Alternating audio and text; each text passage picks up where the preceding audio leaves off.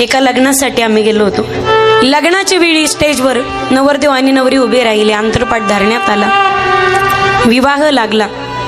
पोरगी सारखी पाठीमागे पाहायची, सारखी राहून राहून मागे पाहायची, सारखी राहून राहून मागे पाहायची. म्हणलं अरे लग्न चाललंय, नवरदेव आणि नवरी तर किती धुंदीत असतात लग्नामध्ये, एकमेकाशिवाय त्यांना कोणी सुचतच नाही. पण ही पोरगी सारखी पाठीमागे का पाहते? सप्तपदी चालली, कन्यादान होत असताना पोरगी सारखी इकडे तिकडे पाहायची. एका बाईला मी विचारलं, काकू ह्या पोरीचं लग्न मनाविरुद्ध होतंय का? ही पोरगी सारखी इकडे तिकडे पाहते. ते म्हणे कसं येत ही पोरगी दुसऱ्या कोणाला पाहत नाही, लग्न काय बळजबरीनं नाही. पण ताई ही पोरगी ना तिच्या बापाला झाली, ही 5व्या नंबरची पोरगी. ताई ही नको असताना झालेली पोरगी, एक्स्ट्रा झालेली काठी. ही पोरगी बापाला मान्य नव्हती. हिला मारण्यासाठी अनेक प्रयोग केले, पण पोरगी काय गर्भात नेली नाही. आणि जन्माला आल्यापासून बाप ना या पोरीला बोलतच नाही. आज लग्न लागलंय, पोरगी नवऱ्याच्या घरी चालली, तरी सुद्धा पोरीला एकच आशा आहे, बाप आता तरी माझ्याकडे बघेल आणि आता तरी मला बोलेल. बघा ना ताई, सारखी पोरगी बापाकडे पाहते. पोरगी सारखी बाबाकडे पाहत होती, पण बाप लांबूनच असा वटारल्या डोळ्याने त्या पोरीकडे पाहत होता. लग्न झालं ज्या पोरीचं, तरी तिच्याकडे वटारलेल्या डोळ्यानेच पाहत होता. कन्यादान झालं, साडं भरलं, रंगणात चोरणी झाली, पोरीचे पाय धुतले गेले. पोरगी सगळ्याच्या गळ्यात पडून रडत होती, बापाकडे पाहत होती, पण बाप पोरीच्या जवळ जात नव्हता.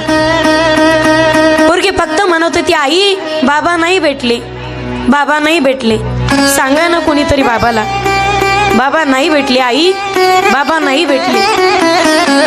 पोरगी गाडीत बसायची वेळ आली, तरी बाप मात्र पोरीच्या जवळ जायला तयार नव्हता.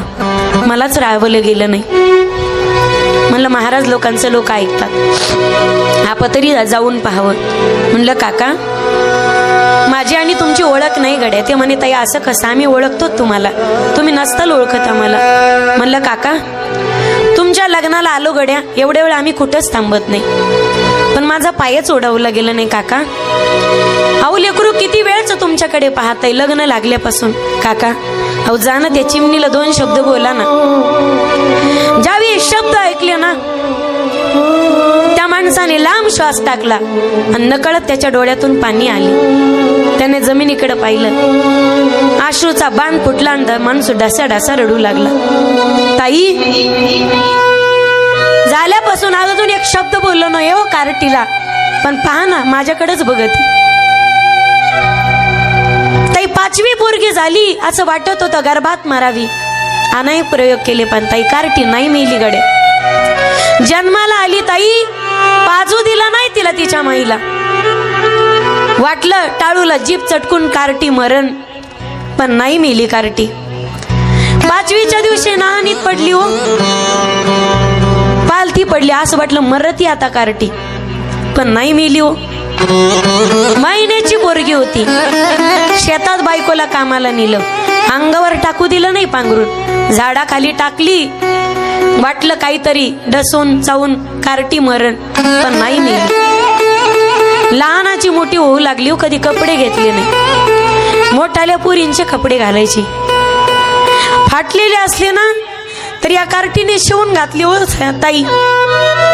पण सगळ्या पोरीपेक्षा ही कार्टीना हुशार निघली शाळेत. एवढी हुशार होती, मास्तर सांगायचे रामभाऊ पोरगी फार हुशार हो तुमची, आज बक्षीस भेटणार आहे आणि आई वडिलाचा सत्कार ठेवलाय, यावर का तुमच्या पत्नीला घेऊन. 1000 वेळा बोललं मास्तरने, पण नाही गेलो ताई. कार्टीचं कधी कौतुकच नव्हतं.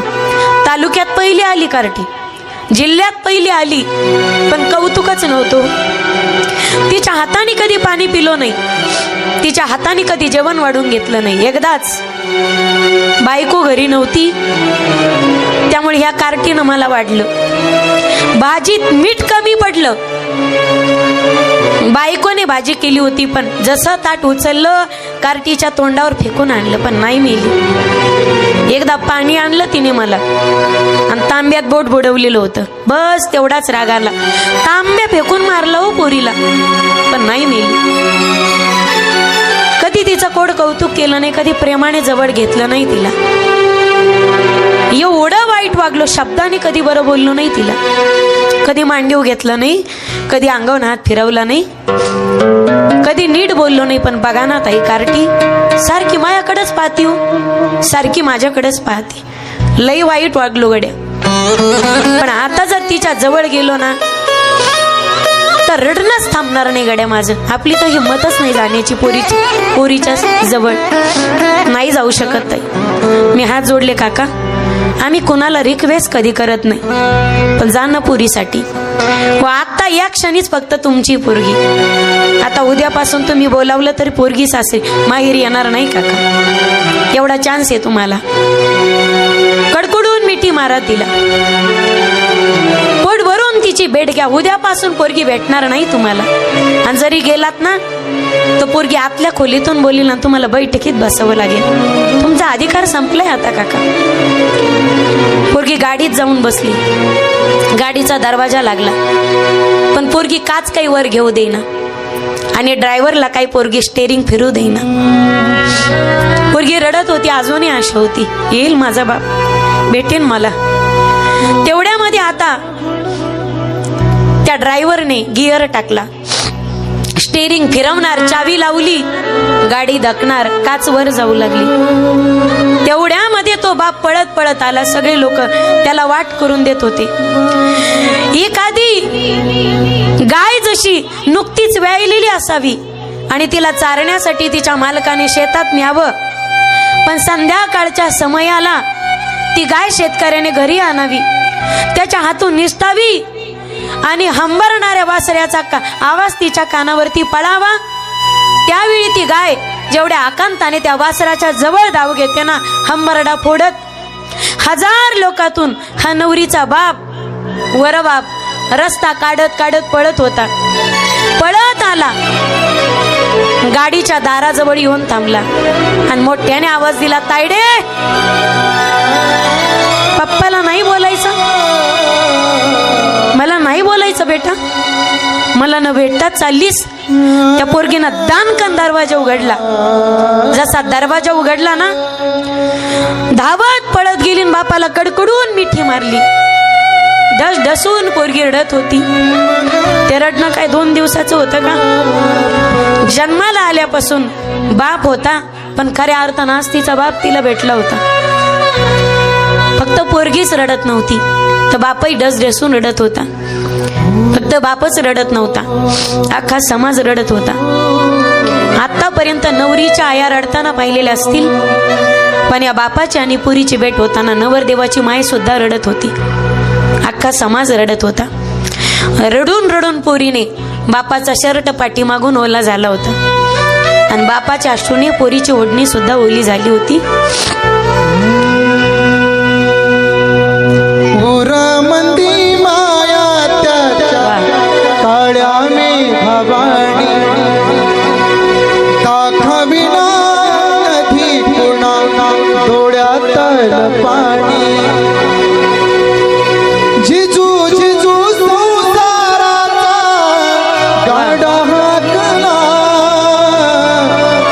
वट्टा मंदी हासू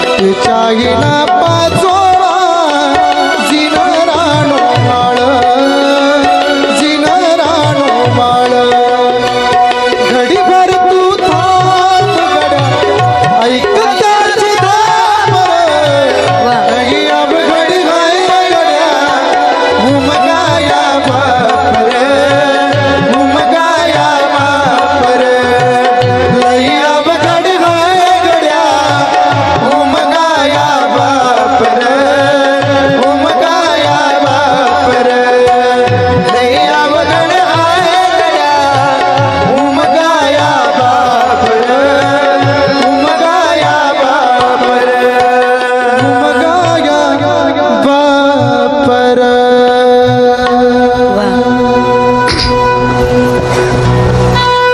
झिजू झिजू संसाराचा गाडा हाकला वटा मंदी हसू जरी कना वाकला घडीभर तू थांब जरा ऐक त्याची हाकर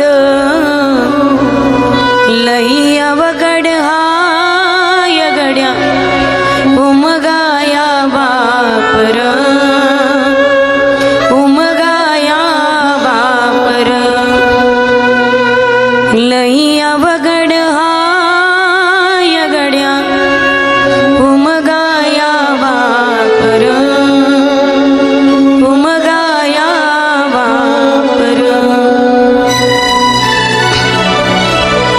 आई जितकी महत्वाची माझ्या दादांनो बापही तितकाच महत्वाचा आहे गड्या कदाचित आईचं प्रेम व्यक्त करता येईल त्या बापाला कधीच प्रेम व्यक्त करता येत नाही किती निर्दयी माणूस असू द्या अरे बायको मेली भर तारुण्यात नाही रडला तो बाप त्याची माई मेली नाही रडला तो बाप पण पोरगी वाट लावण्याचा इतका प्रसंग हृदय द्रावक आहे ना किती कठोर हृदयाचा किती निर्दयी माणूस असू द्या